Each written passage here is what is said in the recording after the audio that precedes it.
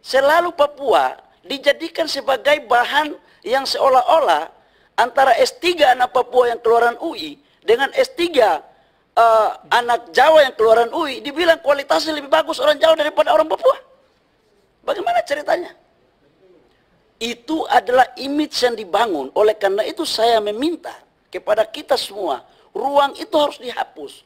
Supaya ada kesetaraan antara kita sama anak bangsa dalam konteks melihat secara helikopter terhadap keutuhan negara. Ini juga salah satu persoalan loh Pak.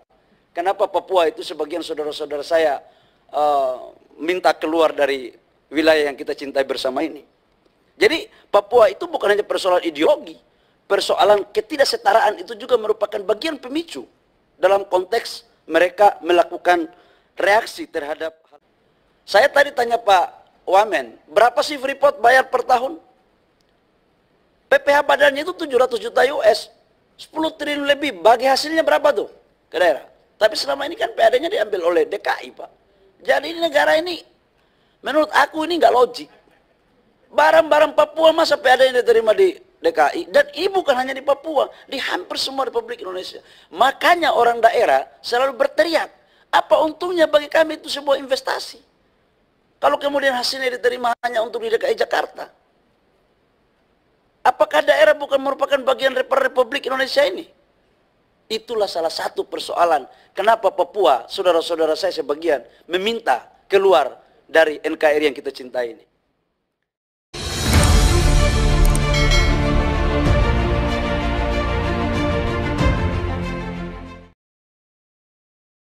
Jadi persoalan susah, nggak ada lagi susah yang paling susah yang nggak kita jalani sebagai anak dari Papua. Udah semua itu. Sekolah kami jalan kaki, SD 3 kilo, SMP jalan kaki. Mau pergi berangkat kuliah pun ke Jayapura, itu naik perintis 14 hari. Jadi gabung penumpang dengan ayam-ayam dan kambing-kambing selama 2 minggu. Jadi masalah penderitaan tentang bagaimana hidup di desa, mungkin saya kalau dibuat teori hidup di desa, saya akan menjadi profesor, doktor hidup di desa daripada menjadi di kota. Mohon maaf Ibu, saya harus menyampaikan ini. Jadi kalau kehidupan di kampung, maka saya mungkin sedikit lebih dalam tahu. Jadi kalau di kota ya nanti Pak Komarudin yang ajarin saya, karena Pak Komarudin yang ajarin saya masuk Jakarta. Jadi jalan-jalan Jakarta pun Pak Komarudin paling tahu Bu. Dari tikus maupun tol, beliau paling tahu. Nah, itu kemudian menyangkut dengan persoalan investasi di Papua. Saya pikir masalah Papua tidak hanya terletak pada persoalan kenaikan 0,25%.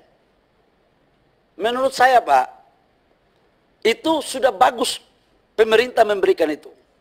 Tapi jauh lebih dari itu sebenarnya kita bisa menggali sumber-sumber pendapatan asli daerah tanpa harus menunggu dan afirmatif 2,25% itu. Tadi saya usulkan, kenapa perusahaan-perusahaan yang beroperasi di Papua tidak diberikan satu, mungkin dalam undang-undang ini disampaikan, atau di apalah namanya PP-nya atau apa, diwajibkan untuk mereka di sana sebagai bagian dari kekhususan. Saya tadi tanya Pak Wamen, berapa sih Freeport bayar per tahun? PPh badannya itu 700 juta US, 10 triliun lebih, bagi hasilnya berapa tuh ke daerah? Tapi selama ini kan PAD-nya diambil oleh DKI Pak. Jadi ini negara ini, menurut aku ini nggak logik. Barang-barang Papua masa PAD-nya diterima di DKI, dan ini bukan hanya di Papua, di hampir semua Republik Indonesia.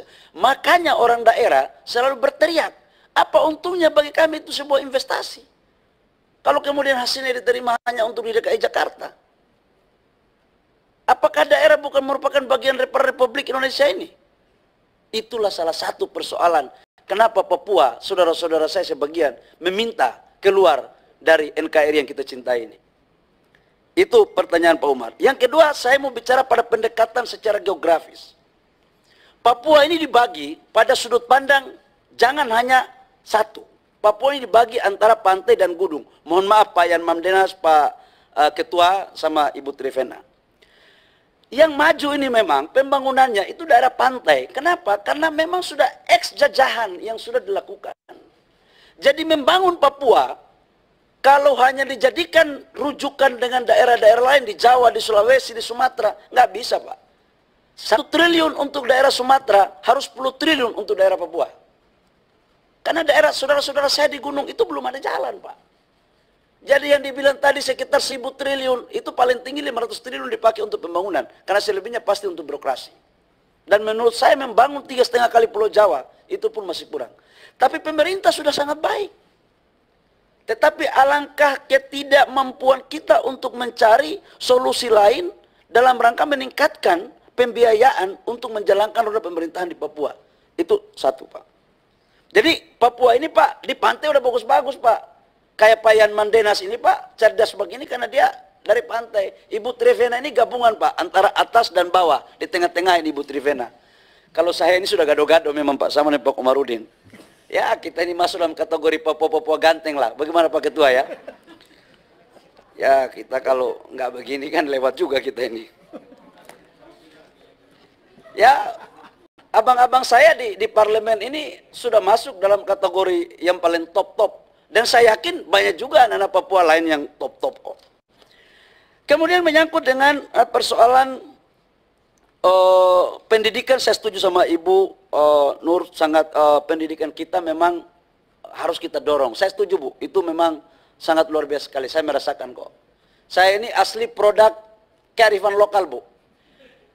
SD lokal, SMP lokal, jadi SD, SMP, SMA semuanya di Fak-Fak. Kemudian S1, S2 Jayapura, Bu. Jadi saya asli produk lokal. Tapi saya pikir nggak kalah jauh juga lah sama yang produk-produk internasional itu. Mana tadi si Wamendak ini?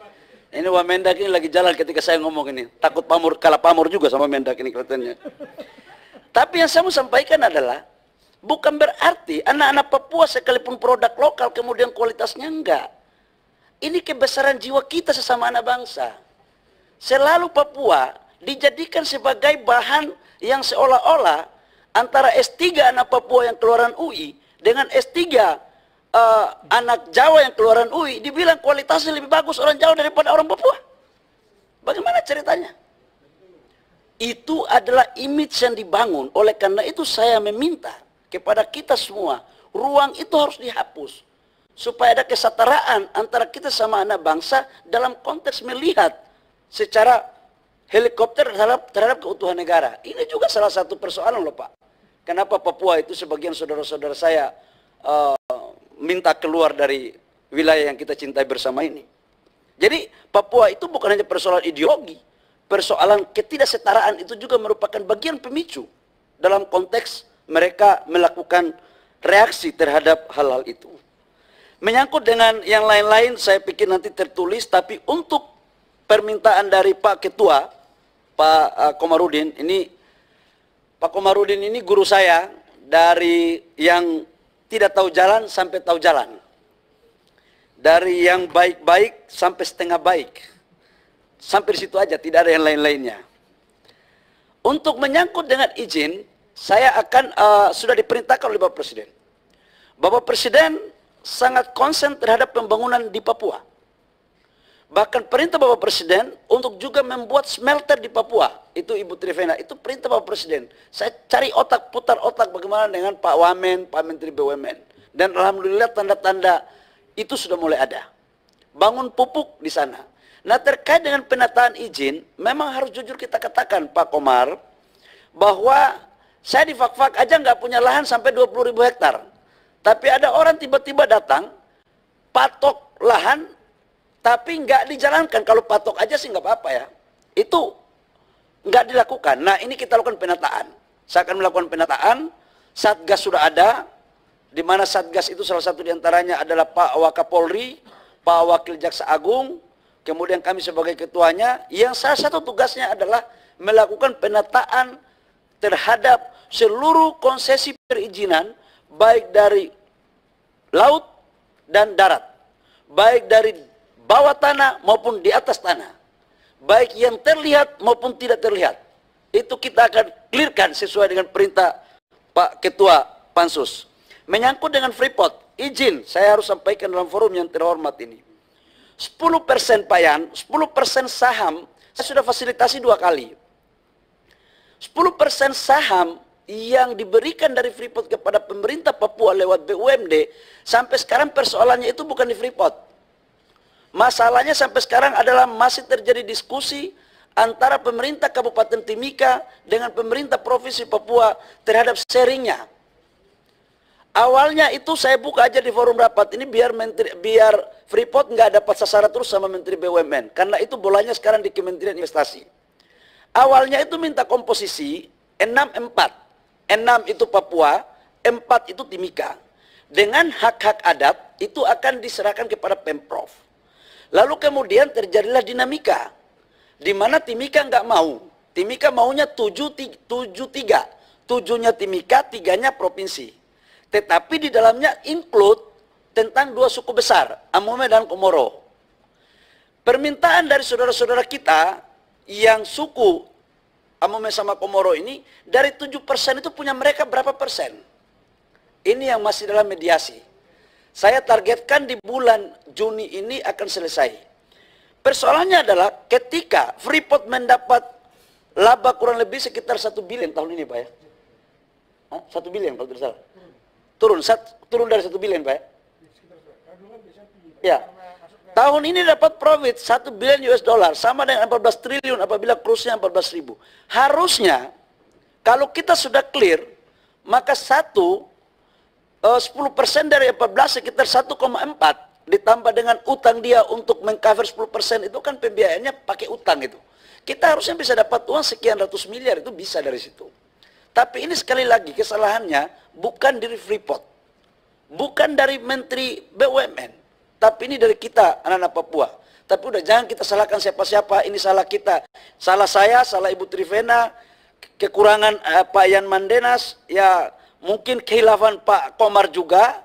Jadi ini salah kita, nanti kita clearkanlah supaya ini menjadi urusan secara adat aja kita selesaikan.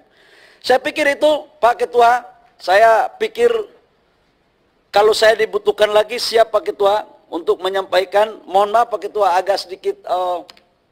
bicara Papua ini kan kita agak sedikit terbuai dalam hati karena cukup lama pergumulan ini terjadi dan sudah saatnya Pak Ketua pimpin pegang palu, Pak Yan pegang palu, saya di pemerintah juga untuk kita berkolaborasi dan bersinergi untuk meletakkan pondasi yang baik semata-mata hanya sebuah kecintaan kita kepada negara, rakyat dan tanah Papua.